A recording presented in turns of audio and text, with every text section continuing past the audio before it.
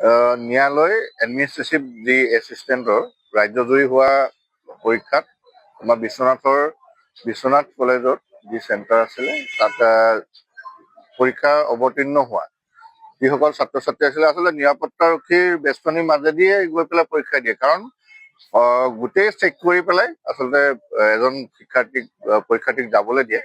তেনেস্থলত কেনেকৈ সেইকেইজন মোবাইল লৈ পেলাই ভিতৰলৈ গ'ল সেয়া আচলতে প্ৰশ্নবোধক হৈ পৰিছে। আৰু যিসকল ছাত্ৰ ছাত্ৰীয়ে পৰীক্ষাত অৱতীৰ্ণ হৈছিলে তেখেতসকলৰ শংকিত হৈছে। কাৰণ ইমান কটকটীয়া নিৰাপত্তাৰক্ষী থকাৰ পিছতো এই পৰীক্ষাটোলৈ কেনেকৈনো তেওঁলোকে মোবাইল লৈ গৈ এই পৰীক্ষাত অৱতীৰ্ণ হ'ল, এইটো কিন্তু আচলতে আমি সকলোৱে ভাবিবলৈ বাধ্য হৈছো।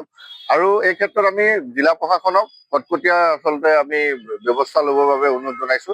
কাৰণ ইমান কষ্টৰে এজন ছাত্ৰ ছাত্ৰীয়ে এটা পৰীক্ষাৰ বাবে সাজু হয়, তেনেখিনি কষ্টৰ পিছত যদি এনেধৰণৰ হয়, সেই যিসকলে আচলতে সুশৃংখলাবদ্ধভাৱে এই পৰীক্ষাত অংশগ্ৰহণ কৰিছিলে তেখেতসকল কিন্তু শংকিত হৈছে। আৰু এনে হলে এই পৰীক্ষাটো কিন্তু পুনৰ আকৌ পাতিব লগা হ'ব পাৰে। আৰু এই ক্ষেত্ৰত জিলা প্ৰশাসন আৰু আৰক্ষী প্ৰশাসন, বিশ্বনাথ আৰক্ষী প্ৰশাসনে কটকটীয়া ব্যৱস্থা ল'ব লাগে। যিসকলে এনেধৰণৰ কাৰ্যকলাপ কৰিছে তেখেতসকলক দৃষ্টান্তমূলক শাস্তি প্ৰদান কৰিব লাগে। আচলতে আৰক্ষী গাফিলতিৰ বাবে আচলতে মোবাইল লৈ প্ৰৱেশ কৰিছে।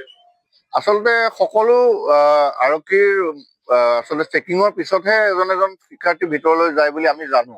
আৰু তেনে হোৱাৰ পিছতো কেনেধৰণে তেওঁলোক মোবাইল লৈ পেলাই পৰীক্ষাত অংশগ্ৰহণ কৰিব পাৰিলে এইটো আচলতে প্ৰশ্নবোধক।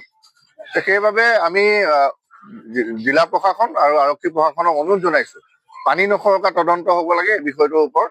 আৰু আৰক্ষী যিসকল শিক্ষাৰ্থী আছে তেখেতসকলক আশ্বস্ত কৰিব লাগে যে পৰীক্ষাটো নিকা ভাৱমূৰ্তিৰে হৈছে নাই, আৰু অন্যথা নিকাকৈ আকৌ পৰীক্ষাটো পাতিবৰ বাবে আমি